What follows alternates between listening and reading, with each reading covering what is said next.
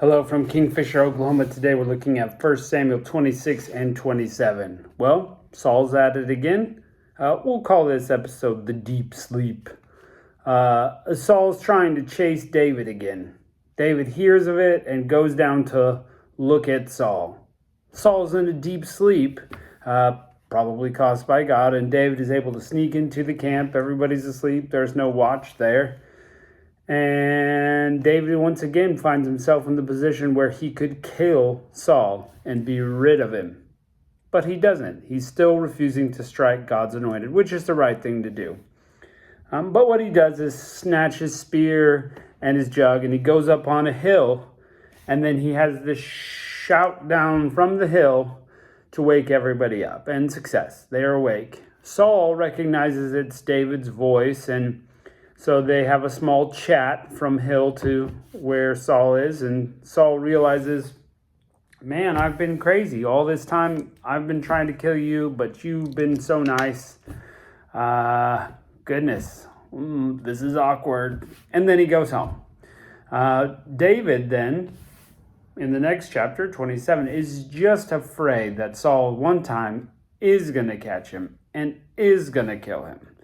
And realize that David has been anointed for years at this point, and it's looking like maybe who knows how many more years. So David is going to go over to the Philistines once more, and he's going to live with them. Kind of a strange arrangement, seeming how, Goliath of Gath was the Philistines. Let's forget that whole slaughter, but Achish, the king there, still likes him.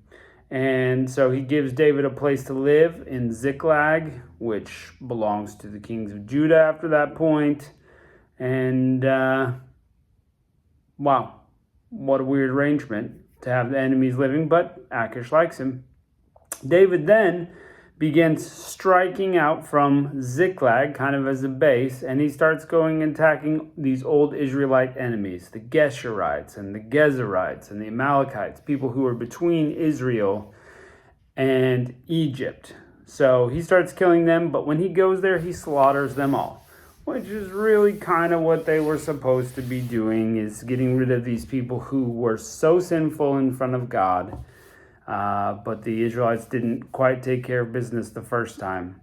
But here's the catch. David doesn't do the right thing, and we know he's human. But he starts lying to King Achish about it. He goes, well, I was up in the southern part of Judah, or I was over here, I was over there.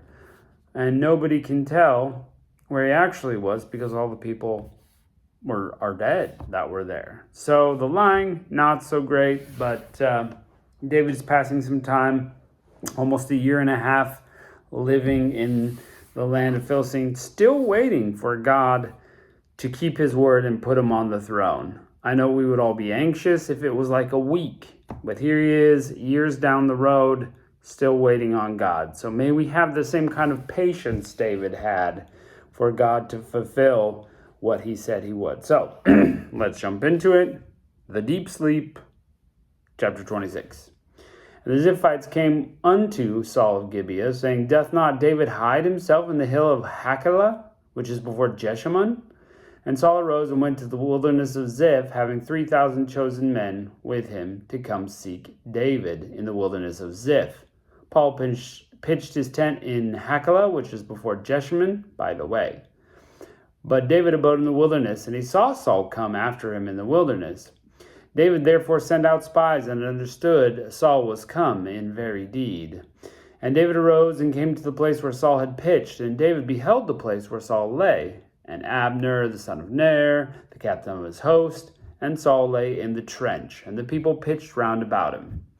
And answered David and said to Ahimelech the Hittite, and to Abishai the son of Zeruiah, brother to Joab, saying, who will go with me to Saul, to the camp? And Abishai said, I will go down with thee.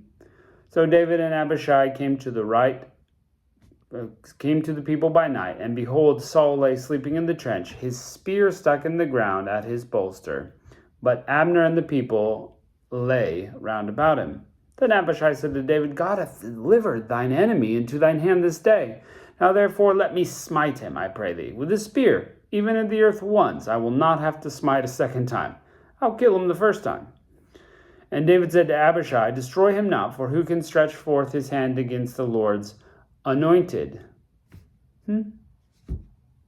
But I pray thee, now take the spear that is at his bolster, and that cruse of water, or jug, and let us go." So David took the spear and the cruse of water from Saul's bolster, and they gat him away, and no man saw it nor knew it, neither awaked, for they were all asleep, because a deep sleep from the Lord had fallen on them. And David went over to the other side and stood on the top of the hill after a great space between them. And David cried to the people and to Abner son of Ner, saying, "Answer thou not, Abner?" And Abner said, "Who art thou that cries to the king?" David said, "Abner, art thou not a valiant man? Who is like thee in Israel? Wherefore then thou hast not kept the Lord thy king? For there came one of the people to destroy the king in the hand. This thing is not good that thou hast done. As the Lord liveth, ye are worthy to die, because you've not kept your master, the Lord's anointed. And now see where the king's spear is, and the cruse of water that was at his bolster." And Saul knew David's voice, and said, "Is that thy voice, my son David?" And David said, "It's my voice, O Lord King." He said, "Wherefore does my Lord pursue after his servant? Or what have I done, or what evil is in mine hand? Now therefore I pray thee, let my Lord the king hear the words of his servant. If the Lord hath stirred thee up against me, let him accept an offering. But if they be the children of men, cursed be they before the Lord. For they have driven me out this day, abiding in the inheritance of the Lord, saying, Go serve other gods." So he's like, this is serious. If God has stirred you up against me, fine, we can deal with that. But if it's men, those men should be cursed. Here I am out in the wilderness still.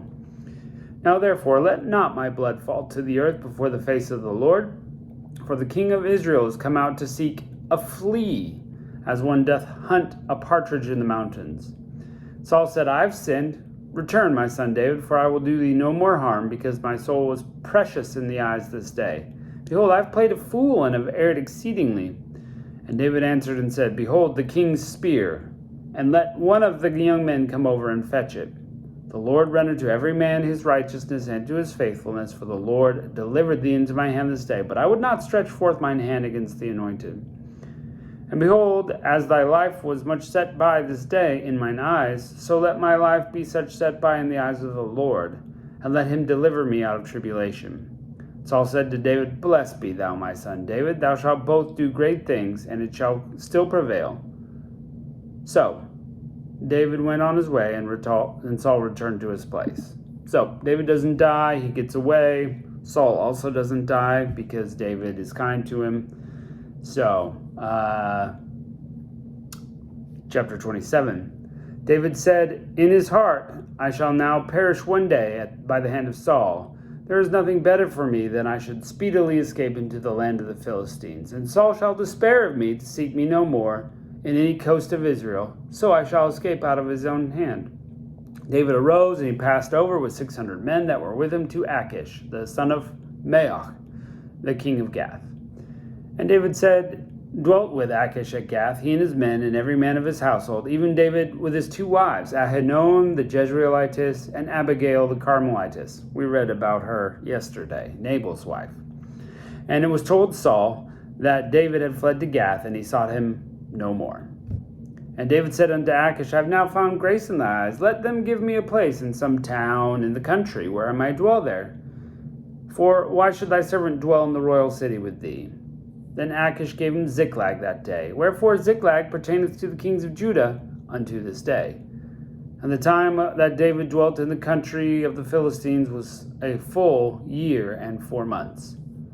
And David and his men went up and invaded the Geshurites and the Gezerites and the Amalekites, for the nations were of old the inhabitants of the land, as thou goest to Shur, even to the land of Egypt. So, old enemies, they're still around. David smote the land, and neither left man nor woman alive, and took away the sheep and the oxen and the asses and the camels and the apparel, and returned and came to Achish. Achish said, "Where have you been today?" David said, "Against the south of Judah, and against the Jerahmeelites, and against the Kenites." David saved neither man nor woman alive to bring tidings to Gath, saying, lest they should tell on us, saying, "So did David, and so will his manner, all the while he dwelt in the country of the Philistines." So he just kept doing his little raids there. And Achish believed David, saying, He hath made his people Israel utterly abhor him. Therefore he shall be my servant forever. Achish is sitting there going, oh, I'm going to get David. He's a mighty warrior. He's going to help us instead. So, well, there you go. David has escaped. God has still got his hand on him, although he's not perfect. David is still waiting patiently. And that's something that we need to do, is try to wait patiently on the Lord. Well, let's see where this goes next time. Catch you later.